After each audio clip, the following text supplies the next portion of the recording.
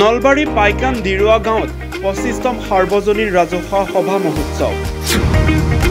তিনিদিনীয়াকৈ অনুষ্ঠিত সাৰ্বজনীন ৰাজহুৱা সভা মহোৎসৱ। নলবাৰীৰ পাইকান দিৰুৱা গাঁৱত 25তম সাৰ্বজনীন ৰাজহুৱা সভা উলহ মালহেৰে উদযাপন কৰা হয়।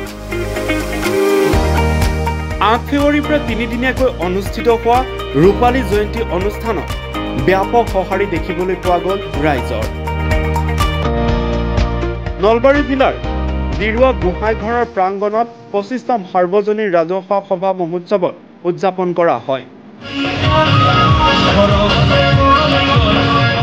ৰূপালী জয়ন্তী উপলক্ষে তিনিদিনীয়াকৈ অনুষ্ঠিত হোৱা সাৰ্বজনীন ৰাজহুৱা সভা মহোৎসৱত বহু গণ্যমান্য লোক উপস্থিত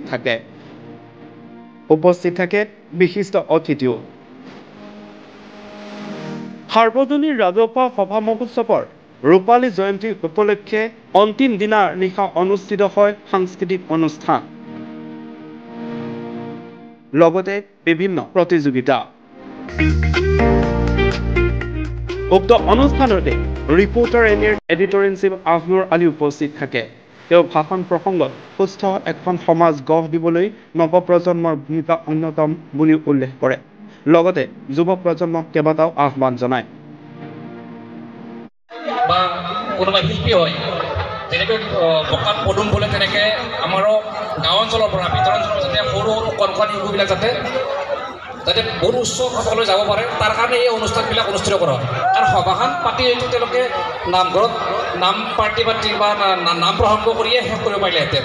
আজি যিটো অনুষ্ঠান যোৱাকালি বিপিন দাসক বিপিন চাওদাঙক মাতিছে, কিয় মাতিছে যে বিপিন চাওদাঙৰ যিসমূহ গান চাই যাতে আমাৰ উঠি অহা প্ৰজন্ম যাতে অনুপ্ৰেৰণা জাগে তেওঁলোকে, আৰু ভৱিষ্যতে তেনেকুৱা এজন শিল্পী হ'বলৈ তেওঁলোকৰ যে মনে প্ৰাণে অভিপ্ৰায় জাগি উঠে, তাৰ কাৰণে এই বহুত লাখ লাখ টকা খৰচ কৰি এই অনুষ্ঠানবোৰ অনুষ্ঠিত কৰা হয়।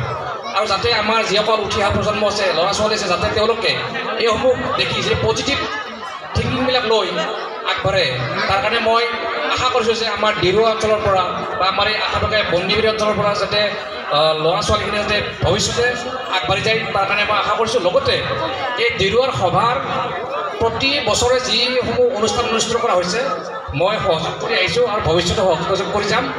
আৰু কাৰ্যসূচীসমূহ যেতিয়া তেওঁলোকে আৰম্ভ কৰে বা যেতিয়া তেওঁলোকে পৰিকল্পনা কৰে, তাৰ আগে যদি মোক লগত যোগাযোগ কৰে, যদি কিবা সহায় কৰিব লাগে মই ভৱিষ্যতে সহায় কৰি যাম। ধন্যবাদ। নিশালৈ অনুষ্ঠিত হোৱা সাংস্কৃতিক অনুষ্ঠানত অসমৰ জনপ্ৰিয় সংগীত শিল্পী বিপিন চাওদাঙে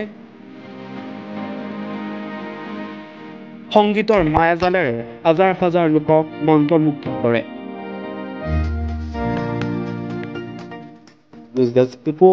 ৰিপৰ্টাৰ